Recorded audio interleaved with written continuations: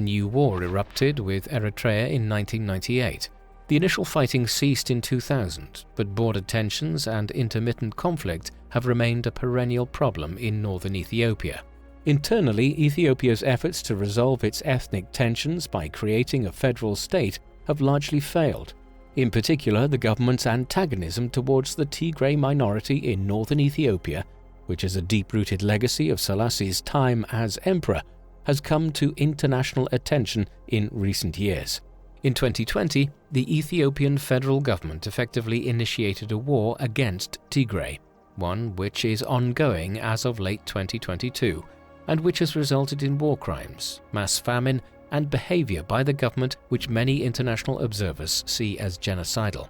Thus, while Ethiopia is viewed as having the potential to become a major economic and political power in East Africa, as Africa experiences considerable economic expansion in the 21st century, the structural problems of the country, which were not only left unresolved by Selassie, but exacerbated, remain a grave problem in the Horn of Africa.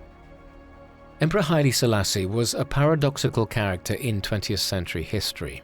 On the one hand, in the first half of his reign, he made major advances in modernizing Ethiopia even before he became emperor himself, while in the 1930s he emerged as a figurehead in opposition to the rise of fascism and brutality as the Italians invaded and conquered his nation.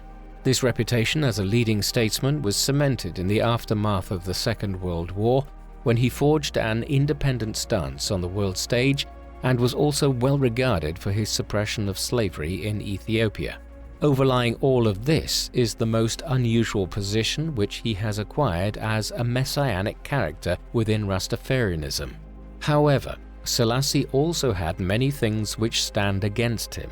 His reign became increasingly autocratic in his later years, and there were manifold human rights abuses committed at home in Ethiopia between the 1950s and 1970s. Eventually, these resulted in revolution and his overthrow.